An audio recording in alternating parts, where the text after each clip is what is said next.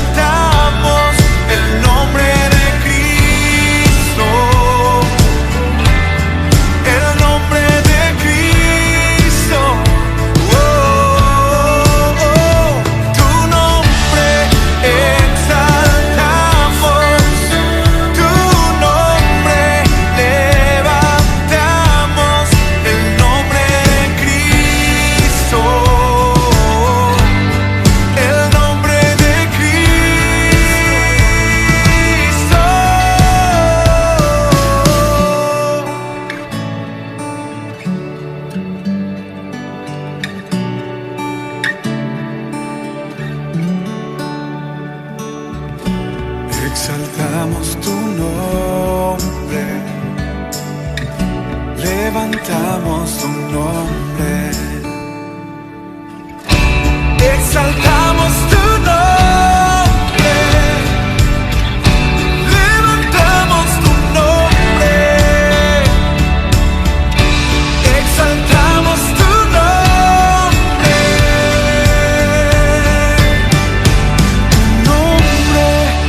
exaltamos tu nombre, levantamos el nombre de Cristo, el nombre de Cristo.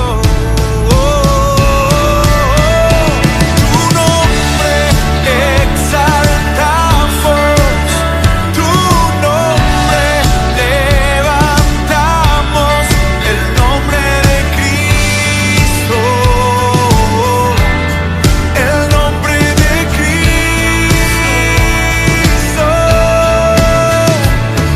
nombre exaltamos, tu nombre levantamos, el nombre de Cristo, el nombre de Cristo.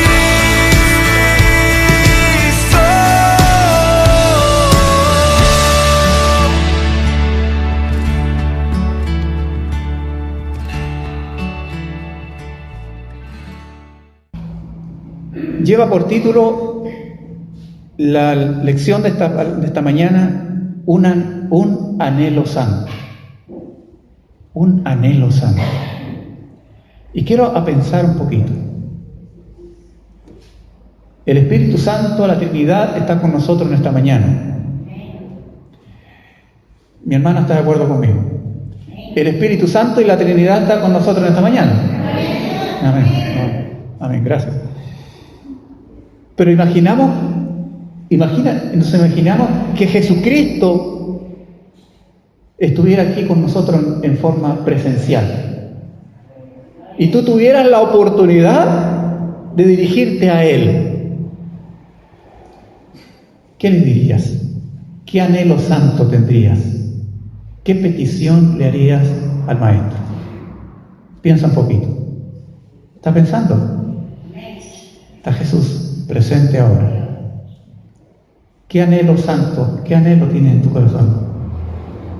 Y le pedirías. La verdad, que alguno de ustedes puede pensar, no le pediría nada, caería rendido en sus pies. Y tal vez sí. Pero la canción decía, soy un pecador. Por último, le pedirías perdón por tus pecados. ¿O no? Pero un anhelo. Quiero que piensen un poquito. Porque vamos a entrar en esto. En dos discípulos que tuvieron frente al Señor Jesús y le pidieron algo. ¿Tú qué le pedirías?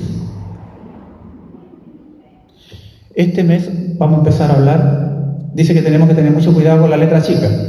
Ahí hay una letra chica, ¿vio? ¿Los que alcanzan a ver? Este mes es el énfasis en el servicio. ¿Ya? Y por ahí va la lección. Un anhelo santo. Y fíjese que no por casualidad lo puse entre comillas, un anhelo santo. Porque la petición que le hicieron estos dos discípulos al Señor, que lo tuvieron frente a Él, tal vez fue un anhelo santo, pero lo coloco entre comillas porque yo creo que no fue tan santo lo que le pidieron al Señor. Un anhelo santo. Y hemos decidido llamar anhelos santos aquellos deseos que nos impulsan a ser parte de las gloriosas promesas de nuestro Señor Jesús.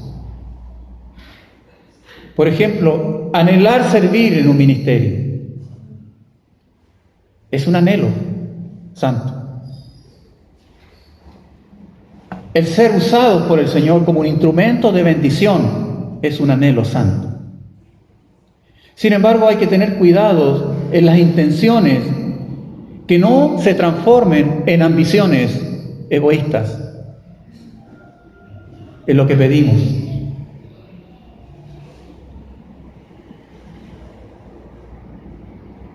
Aquí, en este pasaje que vamos a abrir la palabra del Señor en el libro de Mateo capítulo 20, y le daremos lectura en el nombre del Señor a estos pasajes. Entonces, Mateo 20, versículo 20 al 28. Una madre que tiene un encuentro con Jesús, que fue y se postró ante sus pies. Recién le dije que pensaran en algún anhelo santo. Pero usted que es mamá, ¿qué le pediría al Señor Jesús si lo tuviera frente físicamente? ¿Por su hijo o por su hija? Aquí en este pasaje vemos un anhelo santo, pero deseado en forma egoísta. Según Mateo, dice que era la madre de los hijos de Zebedeo. Los discípulos sabían que un día llegaría el Mesías, eso lo tenían claro, y establecería su reino. Ellos lo sabían, especialmente Jacobo y Juan, los hijos de Zebedeo. Pero deseaban obtener una posición de poder en tal ocasión. Tanto era su deseo por el relato de Mateo, que tal vez le pidieron a su madre, porque aquí aquí dice que la madre fue la que pidió lugares de privilegio para sus dos hijos. ¿Cuál fue la petición? Permite que en tu reino uno de mis hijos se siente a tu derecha y el otro se siente a tu izquierda. Lo que la mamá pidió entonces fue un lugar de privilegio para sus hijos. ¿Entendió? Esta historia, pero resulta que esta historia aparece también en el libro de Marcos, pero en forma diferente. Porque allí, fíjese lo que dice Marcos. Entonces Jacobo y Juan, ahí están los dos hermanos, hijos de Zebedeo, se le acercaron, diciendo: Maestro, querríamos que nos hagas lo que pidiéramos. Él les dijo: ¿qué queréis que os haga? Ellos le dijeron: concédenos que en tu gloria nos sentemos el uno a tu derecha y el otro a tu izquierda. Mateo dice que fue la madre. Marcos dice que fueron ellos. Un comentarista dice que los hijos le pidieron que ella intercediera mejor. Mamá, anda tú. ¿No pasa a veces? Mamá, mejor anda tú. La diferencia en quién pidió tal lugar no lo tenemos muy claro. Pero tal vez otros dicen, otro comentarista dice, que a lo mejor Marcos tiene una visión distinta de Mateo. ¿En qué sentido? Porque el libro de Marcos se escribió primero y el libro de Mateo se escribió 20 años después, cuando los hijos de Zebedeo, Jacobo y Juan eran discípulos respetados por la comunidad cristiana. Por lo tanto, el escriba no se atrevió a decir que fueron ellos, porque eran considerados discípulos respetados y santos. Tal vez porque el libro de Marcos se escribió entre el año 60 a 70, más o menos, y el libro de Mateo entre el 80 y 90. Pero, independientemente, la solicitud es la misma, ya sea la madre o los hijos, pero querían uno sentarse a la derecha y el otro a la izquierda cuando Él viniera en su reino. ¿Y cuál fue la respuesta del Señor? La respuesta del Señor, primero, les dijo que no sabían lo que pedían. ¿No sabéis lo que pedís? Romanos capítulo 8, versículo 26 nos dice, ¿cierto? ¿Cómo podemos pedir? Porque no sabemos, pero el Espíritu Santo intercede por nosotros con gemidos indecibles, porque para poder hacer una oración correcta ante el Padre tenemos que hacerlo en el Espíritu Santo. Si no, vamos a pedir en la carne cosas para nosotros. No sabemos orar sin el Espíritu. Y Él le dijo, y ellos fueron en la carne o en el Espíritu ante el Señor. En la carne, pidiendo lugares de privilegio. No sabéis lo que pedís. Pero también la petición de Jacobo y Juan pone en evidencia la misma debilidad y miopía de muchas de nuestras oraciones. Muchas de nuestras oraciones son indebidas, no son correctas. Esta es una razón por la que Dios no nos da siempre lo que pedimos. ¿Se da cuenta si el Señor nos concediera todo lo que hemos pedido? Y con tanta frecuencia nuestras oraciones tienen como único objetivo que nosotros vivamos mejor, que nosotros no suframos, que desaparezcan todos nuestros problemas y dejamos a un lado las cosas del reino. Pero ¿cuánto piden por cosas espirituales? ¿Cuántas de nuestras oraciones son de carácter espiritual? ¿Cuántas? Por esta razón no recibimos todo lo que pedimos. ¿Se acuerda usted lo que dijo Santiago? Santiago dijo, pedís y no recibís. ¿Por qué? Porque pedís mal. ¿Para qué? Para gastar en vuestros deleites. Y menos mal que el Señor no nos da todo lo que hemos pedido. Porque si así fuera, con frecuencia, esto sería parte de nuestra propia ruina. Qué hermoso es cuando los padres entregan a sus hijos. Y aquí hemos visto este último tiempo a papás viniendo a presentar a sus hijos. Pero los padres cristianos tenemos que tener mucho cuidado en no buscar puestos de preeminencia para ellos en la esfera del servicio cristiano por medios inadecuados. Por supuesto que todos los padres queremos lo mejor para nuestros hijos, pero esto no debe ser obtenido por méritos propios, sino que tiene que ser obtenido por medio de un espíritu de servicio y sacrificio. Por eso el Señor le dice, no sabéis lo que pedís.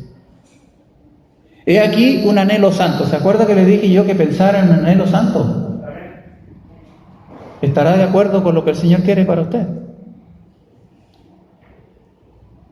Aquí un anhelo santo, pero lleno de egoísmo. ¿Por qué? Porque le piden al Señor un lugar de privilegio, hermanos. ¿Y para dónde iba Cristo? Cristo iba a la cruz y los discípulos le piden lugares de privilegio, hermanos.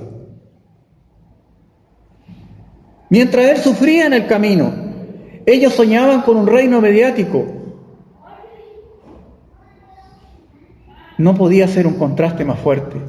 Por eso la pregunta del Señor fue fuerte. Y ellos ni siquiera la entendieron porque respondieron de inmediato. Y mire, está con signo de exclamación, al menos en mi Biblia, la respuesta. El pasaje dice, ¿podéis beber del vaso que yo he de beber? ¿Está leyendo conmigo? Mire la pregunta que el Señor le hace a ellos. ¿Podéis beber del vaso que yo he de beber y ser bautizados con el bautismo con que yo soy bautizado? Ellos le dijeron, podemos. ¿Entendieron ellos la pregunta? No la entendieron. El Señor le dijo, ¿podéis beber del vaso que yo bebo y ser bautizados con el bautismo con que yo soy bautizado? Ellos no dudaron en responder, podemos, porque ellos ignoraban cuál era el precio que tendrían que pagar por obtener tal petición. Ellos dijeron, podemos. Tenían una falsa confianza en sí mismos, una mezcla entre ignorancia, fe, devoción. Por eso responden de inmediato, podemos. Estaba claro que tenían mucha confianza en sí mismos, pero lo cierto que fue el futuro inmediato que demostró que habían contestado sin medir las consecuencias. Y fíjese, el Señor no les contradijo en su respuesta, porque el versículo 23 le dice, sí van a poder. Versículo 23, a la verdad, de mi vaso beberéis. Y con el bautismo con que yo soy bautizado, seréis bautizados. No le dijo que no. Ambos, Santiago y Juan, tendrían que ser bautizados, pero en el sufrimiento con el que el mismo Señor Jesús, sus copas y sus bautismos fueron diferentes, por supuesto. Recién lo presenté. Por ejemplo, ¿cuál fue el destino de Jacobo? Hechos 12:2 dice, en aquel mismo tiempo el rey Herodes echó mano a algunos de la iglesia para maltratarles y mató a espada a Jacobo, hermano de Juan. ¿Se dio cuenta la respuesta de Jesús? Sí, van a beber del vaso que yo de beber y van a ser bautizados del bautismo. Y resulta que Jacobo fue el primer mártir de los discípulos, el primero que murió. El martirio de Juan. el martirio de Jacobo. Su copa fue el martirio. ¿Y qué pasó con Juan? Llegó a una edad de ancianidad. Se dice que Juan vivió hasta los 100 años aproximadamente. ¿Oh? Usted dice, bonito. Sí, pero ¿bebió de la copa del Señor? ¿Fue bautizado con el bautismo del Señor? Claro que sí. Se dice que Juan murió de una muerte natural cuando ya tenía unos 100 años. Pero la copa de Juan, ¿cuál fue? ¿Estaba dónde? ¿Estaba libre de vacaciones? Estaba en una isla, ¿no? En la isla de Patmos. Para él la copa fue su constante disciplina, su lucha de vida por obtener la fe, mantenerla firme a través de los años. Apocalipsis 1:9 dice: yo, Juan, vuestro hermano y compartícipe vuestro en la tribulación, en el reino y en la paciencia de Jesucristo, estaba en la isla llamada Patmos por causa de la palabra de Dios y el testimonio de Jesucristo. La copa para el creyente puede ser también una larga vida cristiana o una muerte repentina, pero con todos sus sacrificios, su lucha, su renuncia diaria, sus negaciones al mundo, al pecado, a la tentación, a los quebrantos, a las desilusiones y también a las lágrimas, puede ser tu copa. William Barclay, este comentarista, él comentaba lo siguiente, que una vez encontró una moneda romana con la efigie de un buey. No encontré la moneda, pero puse esa. Con la efigie de un buey. El buey estaba entre dos cosas, un altar y un arado. Y la inscripción decía: dispuesto para cualquiera de los dos. El buey. El buey estaría dispuesto, ya sea para el altar o para el arado en la granja. No hay una sola copa para los cristianos. Puede que tengan que beber su copa en un gran momento o a lo largo de su vida cristiana. Beber la copa quiere decir sencillamente seguir a Cristo donde quiera que los guíe y ser como Él en cualquier situación de la vida presente. Sí, podéis beber la copa y beberán de ella. Pero, ¿qué le dice el Señor más adelante? Y este es teólogo Donald Carson, predicador y profesor canadiense del siglo XX, ante la respuesta del Señor Jesús, que le dice: sí, pero el sentaros a mi derecha y a mi izquierda no es mío darlo, sino aquellos para quienes está preparado por mi Padre. Carson dice: la mano derecha y la mano izquierda sugieren cercanía a la persona del rey, y así también una parte de su prestigio y de su poder.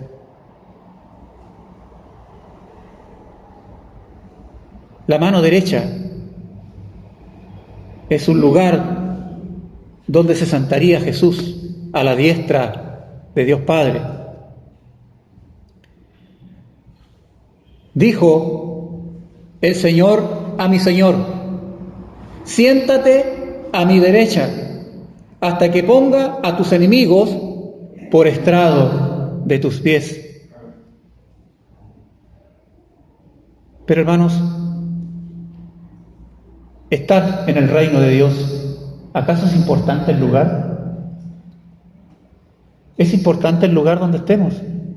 a la derecha o a la izquierda. Hermanos, si lo importante es que estemos ahí, ¿o no? No importa que el Señor me ponga a donde sea, pero lo importante es estar.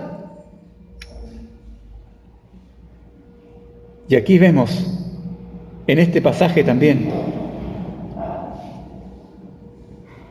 si el lugar importa. ¿Sabe que cuando meditaba en esta palabra, recuerdo que cuando niño y vivía en el campo, en halcones, tenía que venir a Ovalle a estudiar en el liceo. Y siempre andaba deo, porque faltaban las lucas. Y lo otro, que no existía la locomoción de ahora, y los buses con tanta frecuencia hoy. Así que andaba a deo a estudiar. Y en una oportunidad me llevó un señor que trabaja de pescador en una de las caletas del río Limarí. Me llevó en el auto, en su vehículo, en su camioneta. Y como siempre me veía caminando, y a veces más de una oportunidad me llevó, ya me puso sobrenombre. Me puso el cesareo. Como los cesantes. ¿Han escuchado esa palabra? Los cesantes caminan. ¿Para dónde va, cesareo? Voy a Ovalle. Sube. Y resulta que él pasó por frente del estadio de Ovalle y me dejó ahí. Y yo escuchaba el ruido, estaba jugando deportes Ovalle, no sé con quién. Y un ruido gigante de gente que gritaba adentro. Y yo, amante del deporte en ese tiempo, anhelaba entrar al estadio. Nunca había ido a un estadio. 12 años.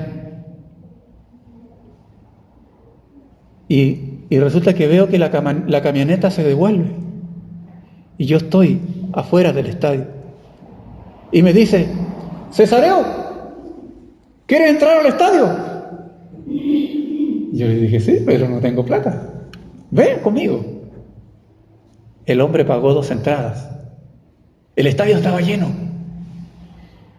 Y miraba a él: allá arriba hay un asiento. Vamos, permiso. Y nos sentamos arriba. Estaba fascinado. Nunca había ido hasta tanta gente. Y todos gritantes, apasionados por sus equipos. Hermanos, habían otros que estaban abajo, como en primera plana, ahí viendo como en el mismo partido, pero yo estaba ahí arriba. Pero no importaba el lugar donde estuviese, lo importante era estar ahí. No es importante el lugar. Cuando el Señor venga en su reino, lo importante es que estemos, ¿no? No importa que estemos sentados en la última galería, pero ahí estemos, hermanos.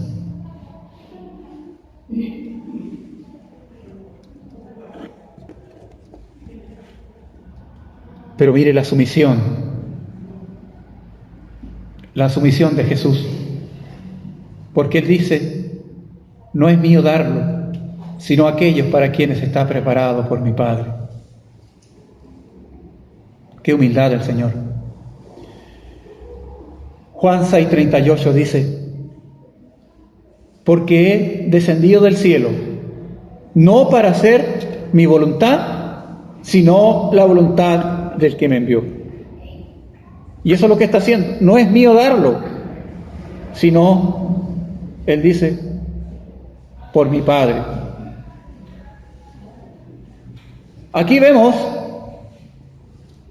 ahora la molestia de los discípulos, porque dice el versículo 24, ¿qué pasó con los otros que estaban cerca? Los 10 discípulos. Cuando lo oyeron, dice que se enojaron. Se enojaron. ¿Habían molestia en la iglesia de Jesús? ¿Habían situaciones difíciles? También. Se enojaron. Y la pregunta es para nosotros en esta mañana: ¿por qué los discípulos se enojaron? Porque creían que ¿Jacobo y Juan estaban molestando al Señor Jesús? ¿Usted cree eso? ¿Por qué entonces se enojaron los otros 10 con ellos dos? Usted tiene la respuesta, tal vez.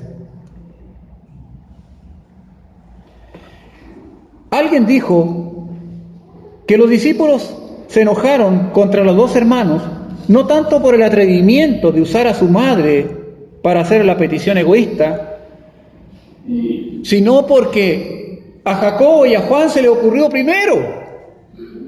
Ellos también querían pedir lo mismo, pero estos 2 se le adelantaron. También todos estaban con un espíritu egoísta de ser los primeros.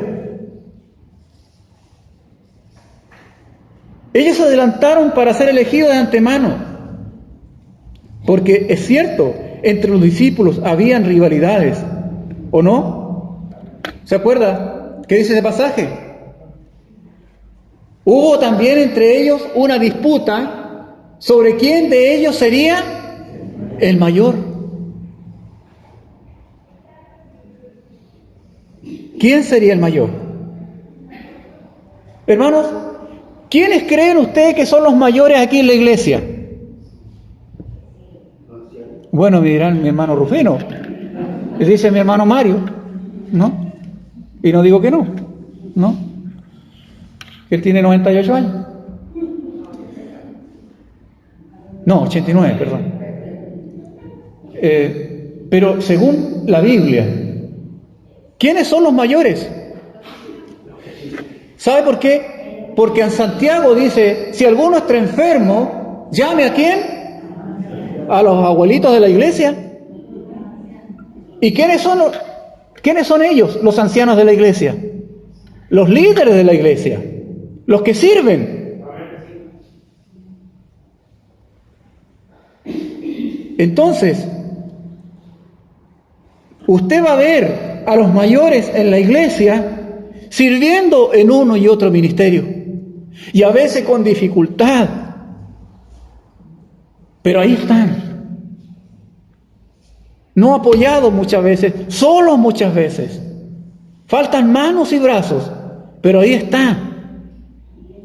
Los va a ver sirviendo en diferentes áreas, haciendo clase a los niños, atendiendo en la puerta cuando usted viene, haber hecho el aseo antes, haber esperado que antes de la reunión podamos sentarnos en forma cómoda, haber visto el tema de proyección, el tema de la música, trabajar en el servicio misionero, en la visita de los ancianos, de los enfermos, de los necesitados. Ahí usted va a ver los mayores, etcétera.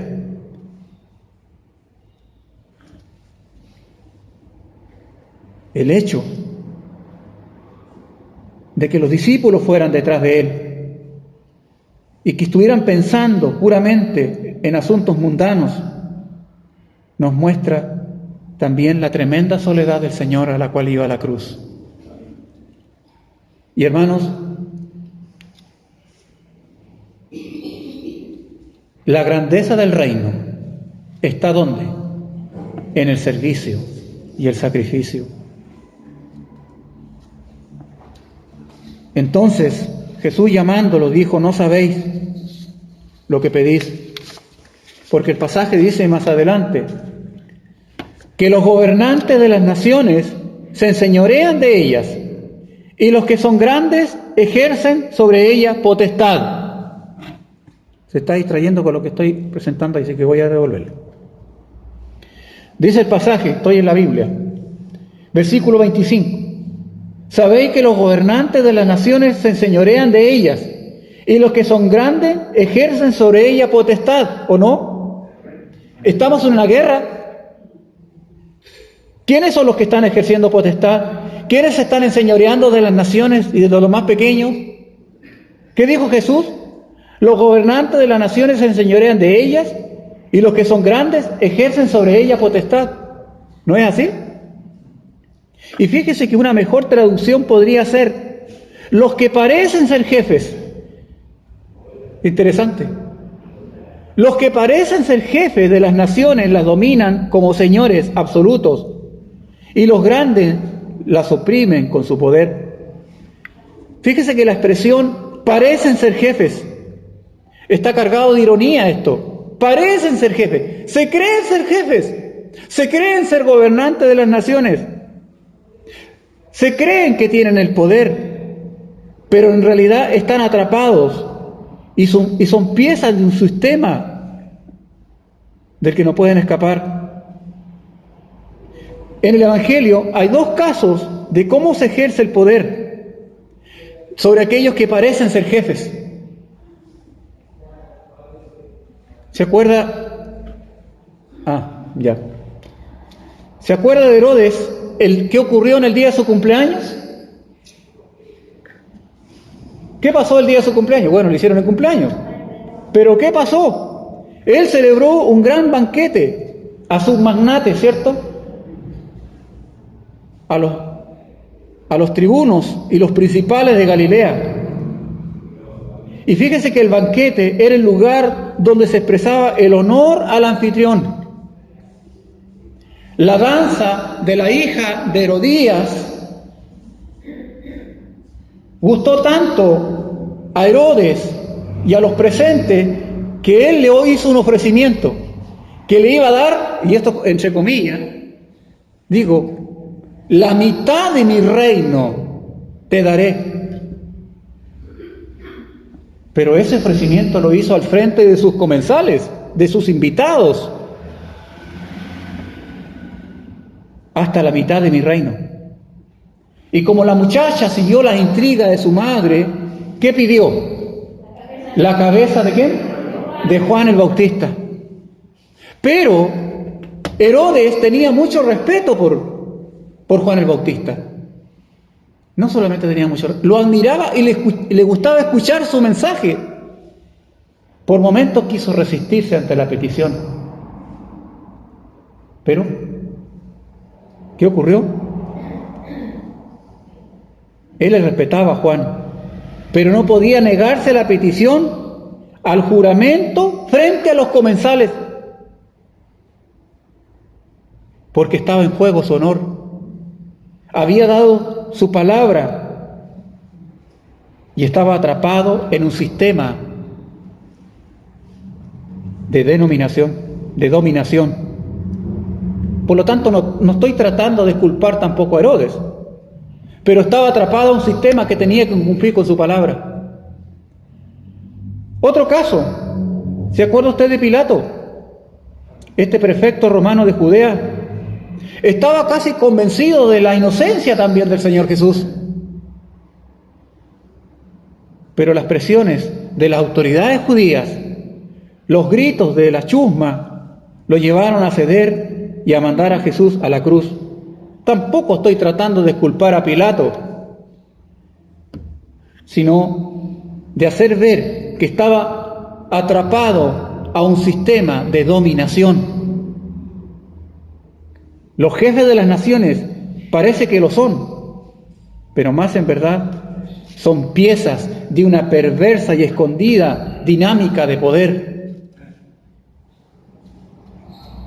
Nos preguntamos, ¿los que gobiernan son los que realmente ostentan el poder? ¿Los que son considerados poderosos son tan poderosos? Pero el Señor Jesús dice, ¿sabéis que los gobernantes de las naciones se enseñorean de ellas y los que son grandes ejercen sobre ellas potestad? Mire el versículo 26. Mas entre vosotros, ¿qué dice? No será así. Entre ustedes no será así. Es una afirmación tajante en la comunidad cristiana. No caben estas actitudes. ¿Cuántos hemos visto caer? Han caído grandes gobernantes, presidentes. Hace unos días cayó un general, ¿o no? El mundo puede que mida la grandeza de una persona por el número de hombres que puede controlar y que están bajo sus órdenes, o por el tamaño de su cuenta corriente y de las posesiones materiales que ha amasado. Pero Jesucristo para esas cosas no tiene ninguna importancia. La solicitud de Santiago y Juan expresa una realidad presente en la comunidad de los discípulos, la lucha por el poder. El medio ambiente judío estaba claramente dañado por eso. ¿O no estaba la disputa entre los fariseos y los saduceos? ¿Por qué?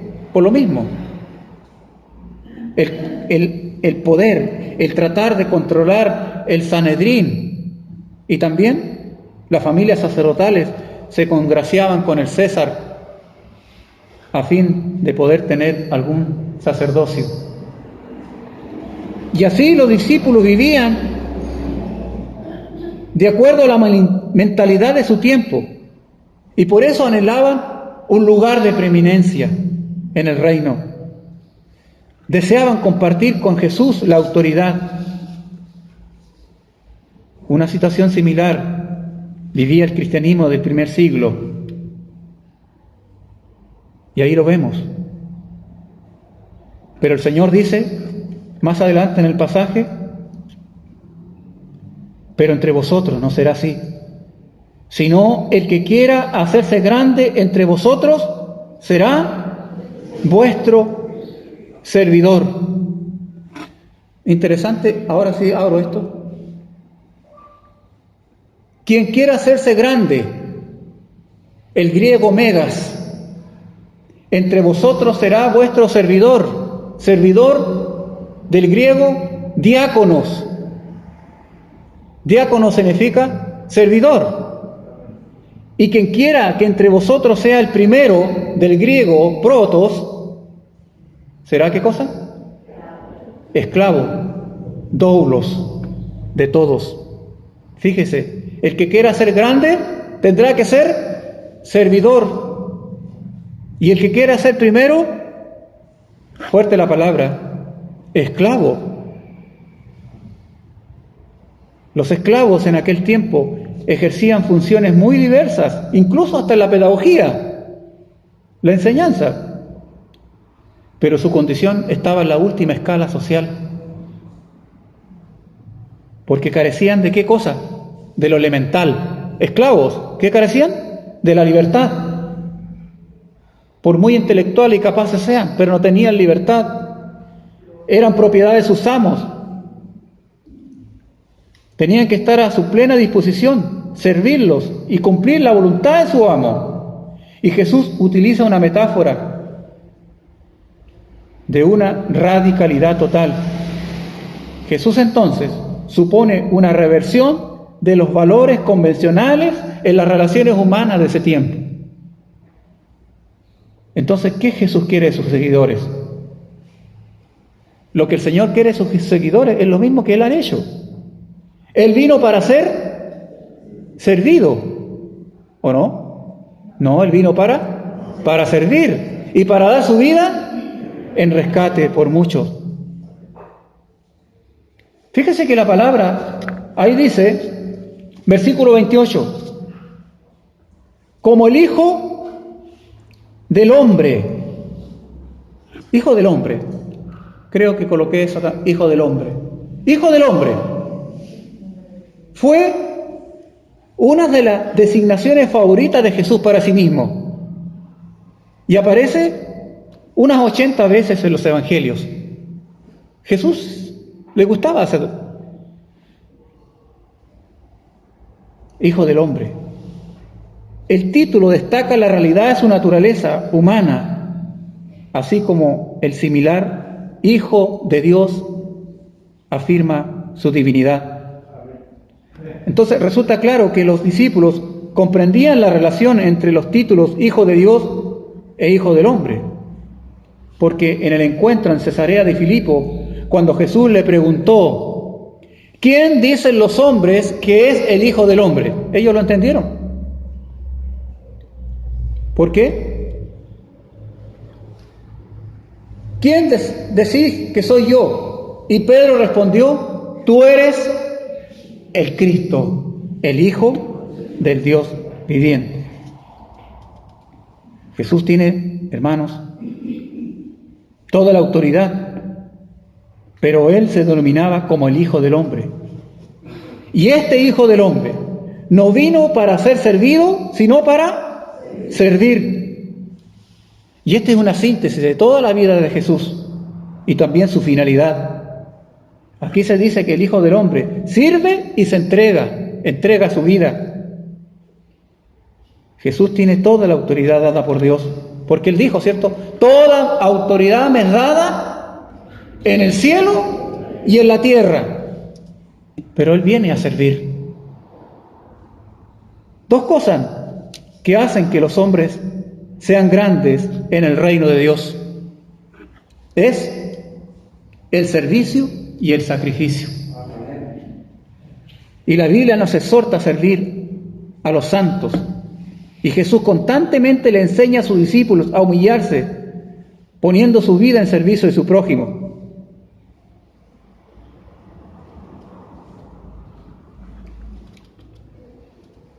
Ahora dice que Él da su vida en rescate.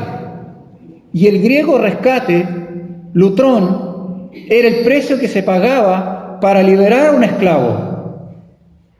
Rescate. En el Nuevo Testamento el término significa el precio redentor ofrecido por Cristo sobre la cruz para salvación de su pueblo. Rescate. Hermanos, el concepto de poder a causa del pecado desde el mismo Génesis, cuyo ofrecimiento del diablo a Adán se ha transmitido a la humanidad. De tal manera que a algunos le cuesta entender y comprender al Jesús de Filipenses capítulo 2. ¿Se acuerda de Filipenses capítulo 2? Le cuesta comprender a este Cristo que se humilló hasta el extremo. El ser humillado para ser exaltado. Los pueblos poseedores de un Dios que reclama exaltación, servicio y sacrificio por parte de sus adoradores, le es imposible creer en un Dios, Jesús, que se despoja de su gloria, que se humilla y sirve y que luego muere a mano de los hombres, pero que luego resucita. Y toda esta sección está atravesada por una serie de tensiones entre los pensamientos de Dios y de los hombres, entre el camino del éxito y el camino de la cruz, entre el Mesías del poder y la fuerza y el Mesías del servicio y la libertad, entre el Dios todopoderoso y el Dios misericordioso, en la iglesia de prestigio y de poder y la iglesia del servicio. Y el relato evangélico no solo insiste, sino que profundiza en el poder como tentación y el servicio como la continuidad y la actitud correcta. Él dice, para dar su vida en rescate por mucho. La muerte de Jesús, la entrega de su vida. Él compró la libertad de su pueblo, a un pueblo que estaba en esclavitud. Él pagó el precio. Cuando los hombres estaban en las garras del maligno y no podían librarse por ningún medio, sus pecados los arrastraban al abismo, sus pecados los separaban de Dios. Mas Jesús, como hace un rato en la mañana nuestro hermano oraba, por su gracia, lo dio todo por la humanidad. Y nosotros debemos seguir sus pisadas. La resurrección es la afirmación de que la última palabra no es de los que parecen ser jefes, no es de los Caifás. La última palabra no es de los Pilatos, sino la última palabra es de Jesús. Que la última palabra corresponde al Señor. Jesús rechaza el poder que le proponen como una tentación. Fíjese que hay un detalle importante, porque los evangelios recogen fielmente el proyecto de Jesús. Porque el relato del Evangelio corresponde a la segunda generación de discípulos, porque es del año 70 más o menos en adelante. Por lo tanto, Jesús pretende que estas nuevas comunidades, estos nuevos seguidores, estas nuevas comunidades de fe, abandonen estas relaciones de poder, sino que sean gente al servicio del reino. La ayuda a los necesitados, la hospitalidad. La propuesta de Jesús, entonces, para todos los discípulos, se les pide que podamos asumir un rol de servicio, que se identifiquen con los menos considerados. En los discípulos que no entienden se refleja la misma condición de Jacobo y Juan, lugar de privilegio. ¿Queremos un lugar de privilegio o queremos lugares de servicio? Esta es la letra, esta es la exposición de la palabra en esta mañana. El poder va a seguir existiendo, ¿o no? Pero tiene que ejercerse de una manera controlada, transparente, fraterna, servicial y participativa. Iglesia, así como el Señor que ha sido, dice su palabra, Él ha sido llamado, ¿para qué? Para servir y dar su vida en rescate por mucho. Es el llamado de este mes para nosotros. El Señor nos llama a servir. ¿Está sirviendo al Señor en algún área? Quiero dejarle esta inquietud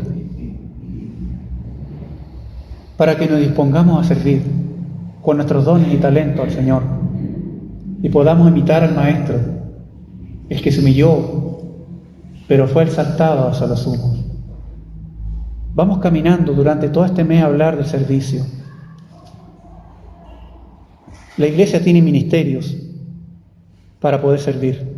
Incluso hasta los que no son miembros de la iglesia pueden servir en un área, porque no se necesita ser miembro para servir en algunos aspectos.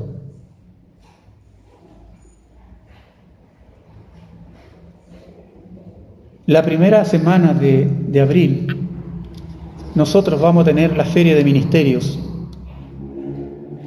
Y yo tiene todo este tiempo para ir pensando en qué área quiere el Señor que usted sirva. Están los ministerios. Pesca. Ministerio Pesca. Primero, proclamación. La E, enseñanza. La S, servicio. La C, comunión. Y la A, adoración. Los 5 ministerios de la iglesia. ¿Dónde el Señor quiere que yo sirva? Faltan servidores. Faltan profesores de Biblia que le enseñan a los niños. Faltan adoradores. Faltan hermanos que trabajen en misiones, en evangelismo. Las obras misioneras están esperando. ¿A qué te ha llamado el Señor a servir? Porque somos llamados a servir y no ocupar el lugar de privilegio, ¿cierto? El Espíritu Santo ya te esté hablando en la administración de la iglesia. Hay tantas cosas que hacer. Hay muchos. En el ministerio de oración. Tantas cosas que hacer, hermanos. Yo sé que Dios te ha dado talentos para poder usarlos en el reino de Dios. ¿Se acuerdan del título?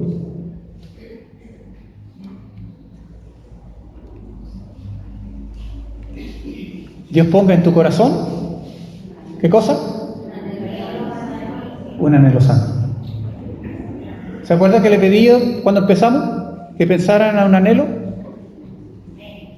Pero ahora, al terminar la palabra,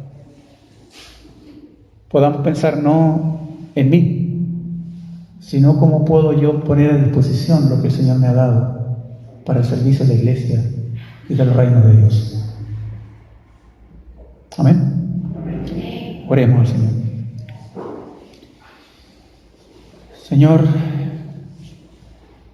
nos presentamos a tus pies, tal vez como esa madre que dice, postrándose ante Él. El pasaje dice que esa madre fue y se postró, pero para pedir algo por lugar de privilegio. Señor, nosotros queremos postrarnos ante ti en esta mañana en adoración, pero para preguntarte, como lo hizo tu siervo, este gran apóstol, que cuando se encontró ante Cristo, primero que le preguntó, Señor, ¿qué quieres que yo haga? Y que en esta mañana sea la pregunta de todos los que estamos aquí, que hemos venido, no a ver qué es lo que pasa, qué es lo que dice la persona que está al frente, sino lo que dice el Espíritu Santo, Señor. Y si el Espíritu Santo ha hablado en nuestros corazones, podamos decirte, postrado ante ti, Señor, estoy aquí en esta mañana, ¿y qué quieres que yo haga? ¿De qué manera puedo servir en tu reino? Y nos vayamos desafiados y pensando en qué el Espíritu Santo nos llama a servir. Señor, no podemos menos que hacerlo. Cuando el Hijo del Hombre, Él no vino para ser servido, y menos nosotros. No venimos para ser servidos, ni hemos sido llamados para ser servidos, sino también para servir y para también dar nuestra vida en rescate de los demás. Úsalo en esta semana también, Señor, para hablar a otras personas de Jesucristo. Permite, Señor, donde estemos, hablar de ti, distribuir literatura cristiana, tratados. Hay tantas esperanzas. Señor, los campos tan blancos son tiempos propicios para hablar de ti. La gente está temerosa, está asustada, Señor, porque hay una guerra allá en el otro lado del mundo. Y, Señor, hay una desesperanza, una frustración, y la gente tiene miedo, Señor. Es un lugar propicio para hablar de ti, Señor, porque la conversación va a salir, pero ahí estamos nosotros para hablar de Jesucristo, Señor, para hablar que es importante acercarse a Dios mientras pueda ser hallado. Oh, Señor, esta guerra no es casualidad, porque el Evangelio va a avanzar en estos tiempos, Señor. Mira, Señor, aquellos que están allá orando y clamando en las estaciones de trenes. Bajo tierra, Señor, hay iglesias orando, buscando tu rostro en oración. Y cómo esos siervos y misioneros han salido a predicar tu palabra en un tiempo de desesperación. Y nosotros tenemos nuestras propias Ucranias, Señor, acá también en Chile. Ayúdanos esta semana, ya no va a perder más tiempo, sino a servir. Y decirle, Señor, aquí estoy, Espíritu Santo, úsame, no sé hacerlo, pero necesito que tú, Espíritu Santo, me capacites. Tú que tienes la tarea de enseñarnos todas las cosas. Señor, que cuando vengas en tu reino, me encuentres sirviendo, Señor. Oramos en esta hora. Y queremos hacer esta oración. Y realmente en lo que estamos aquí en esta mañana sea un verdadero anhelo santo. Oramos en el nombre de Jesús. Amén.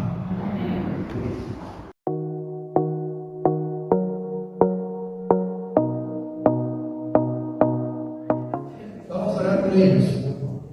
Vamos a hacer el ejercicio nuevamente de ponernos en pie para orar por nuestros alumnos. Esto queremos orar por todos los estudiantes en diferentes áreas. Aquí están tus hijos, Señor. Señor, honralos donde ellos estudien, Señor. En primer lugar, sean influencia a través de Jesucristo en su medio. Que su curso sea agradecido por estar ellos, Señor.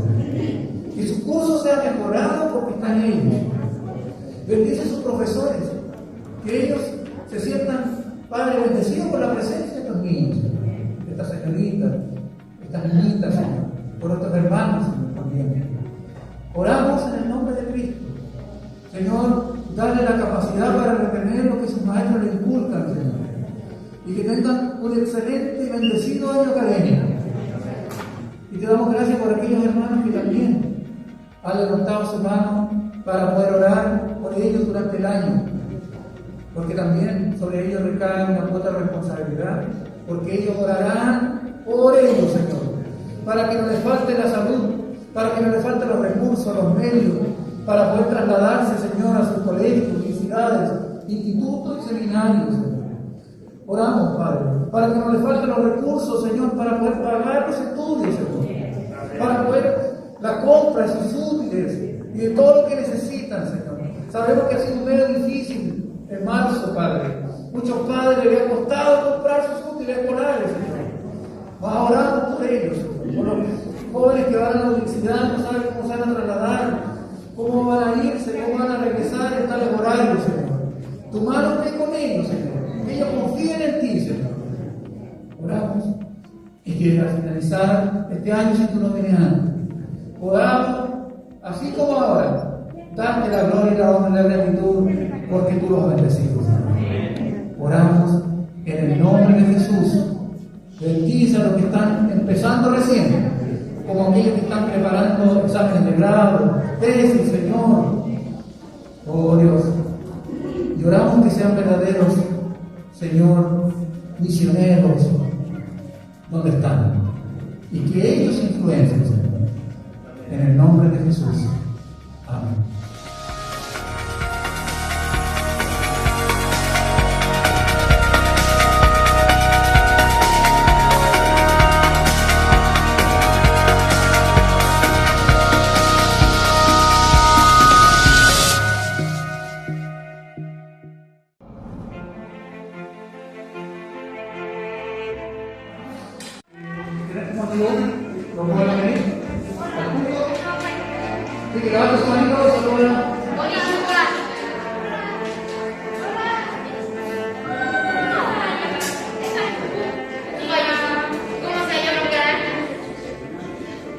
Dios bendiga a nuestros hermanos que con diferentes condiciones van a ir a la casa de Dios y ayudar a la familia que se puedan congregar.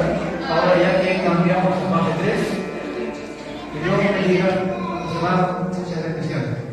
¿Vale?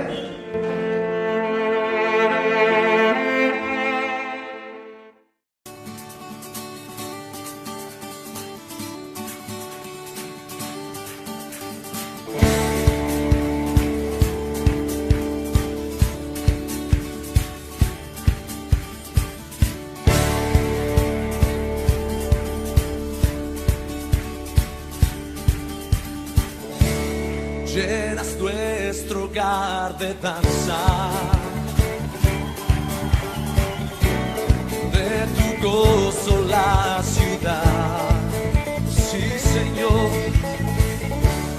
la injusticia tú quebrantas. Sí, se humilla tu heredad. Sí, cántalo otra vez. Llenas nuestro hogar de danza, sí, Señor, de tu gozo la ciudad, la injusticia tú quebrantas. Sí, se humilla tu heredad.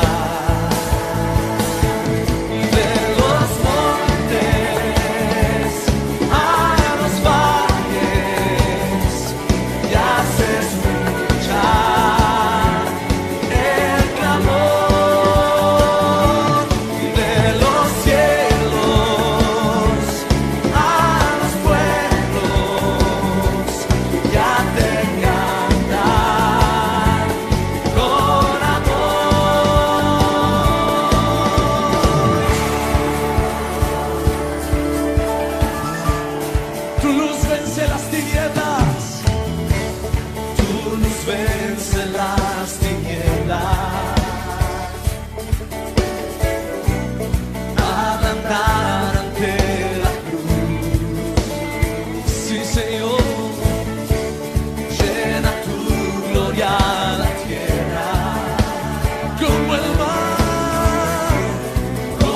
mar en plenitud. Sí, sí, oh, de los montes a los valles ya se escucha el clamor de los cielos a los pueblos, ya te cantan con cántalo mi hermano, de los montes a los valles ya se escucha el clamor de los cielos a los pueblos, ya te cantan con amor. ¿Cuántos creen que la luz de Jesucristo vence todas las tinieblas? Dilo. Tu luz vence las tinieblas. Al andar ante la cruz, Señor, llena tu gloria la tierra. Sí, Señor Jesús, como el mar en plenitud, de los montes a los valles ya se escucha el clamor de los cielos a los pueblos, ya te cantan con amor, de los montes a los valles ya se escucha el clamor de los cielos a los pueblos, ya te cantan con